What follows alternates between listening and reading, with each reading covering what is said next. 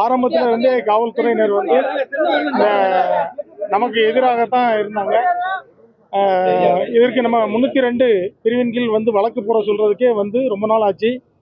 அதுக்கு நம்ம பல போராட்டங்கள்லாம் எடுத்து நம்ம வந்து 2 பேருடைய பாடியை வாங்க முடியாதுன்னு சொல்லி ஸ்ட்ரைக்லாம் பண்ண பிறகு தான் அந்த வழக்கே பதியப்பட்டது. அதன் பின்னர் சிபிசிஐடிக்கு போய் அதுக்கப்புறம் சிபிஐக்கு வந்தது. சிபிஐக்கு போன பிறகு வழக்கு ரொம்ப நேர்மையாக நீட்டாக போச்சு. அதுக்கு முன்னால் பாரதிதாசன் அவங்களும் அந்த வழக்கினுடைய முதல் ஆரம்ப கட்டத்தில் விசாரணையில் வந்து அந்த கமிஷன்லாம் வந்து மிக அருமையாக அந்த வழக்கை எடுத்து கொண்டு போனாங்க. இந்த வழக்கில் வந்து இன்றைக்கு வந்து அனைவரும் குற்றவாளிகள் என்று அறிவிக்கப்பட்டிருக்கிறது. உண்மையிலே எங்களுக்கு மகிழ்ச்சி. இந்த போராட்டத்தில் கிடைத்த வெற்றி கொஞ்ச நாளைக்கு முன்னாலே கிடைச்சிருக்கணும், கொஞ்சம் காலதாமதமாக கிடைச்சிருக்கு. இருந்தாலும் இது வந்து இவர்கள் அனைவரும் குற்றவாளிகள் தான். இவர்கள் வந்து ஒரு சாதாரண ஒரு செல்போன் கடை வச்சிருந்தது, கடையை அடைக்கிறதுக்காக லேட் பண்ணதுக்காக அந்த கோவிட் டைமில் அதற்காக அடித்து சித்திரவதை செய்யப்பட்டு கொலை செய்யப்பட்டவர்கள். அந்த பெனிக்ஸோட அந்த பாடியோட ஃபோட்டோ கூட அந்த டைமில் நான் எடுத்த ஃபோட்டோ கூட என்கிட்ட இருந்தது. அதில் பார்த்தீங்கன்னா பின்பகுதியில் முழுவதும் அதாவது தோலே கிடையாது. அந்த அளவுக்கு கொடூரமான ஒரு காட்டு முராண்டித்தனமான ஒரு தாக்குதலை இவர் நடத்தியிருந்தாங்க. இவர்களுக்கு ஏற்கனவே வந்து இவர்கள் மேலே எந்த வழக்குகளும் கிடையாது. இவர்களுடைய பிரேத பரிசோதனை அறிக்கையை நாங்கள் கேட்குறக்கு ஒரு ஃபேமிலியோட போகும்போது கூட அதை தர மறுத்தாங்க. அப்போ கூட நாங்கள் ஒரு போராட்டம் பண்ணி தான் அதை வாங்க வேண்டிய சூழ்நிலை வந்துச்சு. இன்னைக்கு வந்து கடவுள் ஒரு மிகப்பெரிய வெற்றியை கொடுத்துருக்காரு. அவ்வளோ வரும் குற்றவாளிகள் இருந்து நீதிபதி அறிவித்திருப்பது உண்மையிலே மகிழ்ச்சி. நன்றி. தண்டனை கொடுப்பதற்கான வாய்ப்பு இருக்கு சார், ஒரு அளவுக்கு இப்ப நீதிபதி இப்ப தண்டனை விவரம் சொல்லியிருக்கிறாரு. தண்டனை விவரம் 30ஆம் தேதி சொல்லியிருக்கிறாரு. உங்களுக்கு இது எப்படி இருக்கு சார்? அனைவரும் குற்றவாளின்னு சொல்லிட்டாரு. 1.5 மணி நேரம் தீர்ப்பை வாசிச்சிருக்காங்க. அதுல அந்த பல சாராம்சங்கள் எப்படி சித்திரவதை நடந்தது அப்படிங்கறத சுட்டி காட்டியிருக்காங்க. அதெல்லாம் நீங்க கேட்கறது இதுல வந்து நிறைய விஷயங்களை நீதிபதி சுட்டி காட்டியிருக்காங்க. அந்த பிளட் ஸ்டெயின் வந்து ரத்தம் வந்து ஒரு லத்தியில இருந்தது, அதை வந்து டிஎன்ஏல மேட்ச் ஆயிருக்குன்னு சொல்லியிருக்காங்க. மற்ற கம்புகளில் இல்லை அப்படின்னு சொல்லி எதிரி தரப்புகளில் வந்து வாதாடும் போது அது தேவையில்லைன்னு சொல்லி அதுக்கான நிறைய வழக்கின் முன் உதாரணங்களை நீதிபதிகள் எடுத்து வச்சாங்க. எனவே அதை ஏற்றுக்கொள்ள முடியாது. ஒரு லத்தியில் ரத்தம் இருந்தாலும் அது மேட்ச் ஆகிருக்கும் போது அது வந்து அவர்கள் அடித்ததுனால தான் அது நடந்திருக்குன்னு.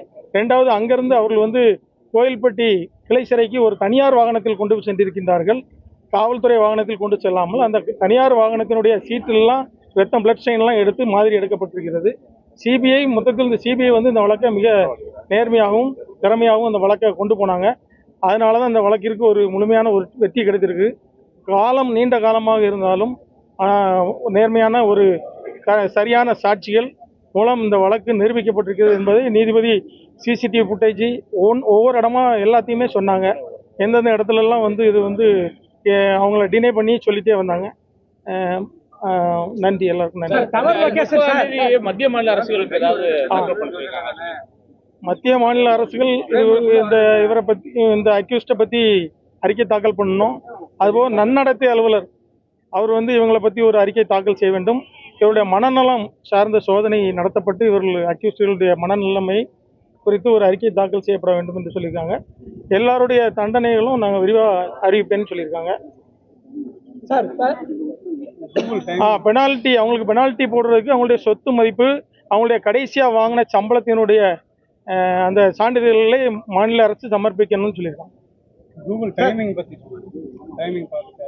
சார் இரவு 8 மணிலேருந்து அதிகாலை 3 மணி வரைக்கும் தொடர்ந்து தாக்குனாங்க. அவங்களுக்கு திருந்தறதுக்கான வாய்ப்புலாம் கிடைச்சா அவங்க திருந்தலை அவங்க அப்படின்றதெல்லாம் சொல்லியிருந்தாங்களா? அதை கொஞ்சம் விவரமா சொல்லுங்க. ஆக்சுவலாக வந்து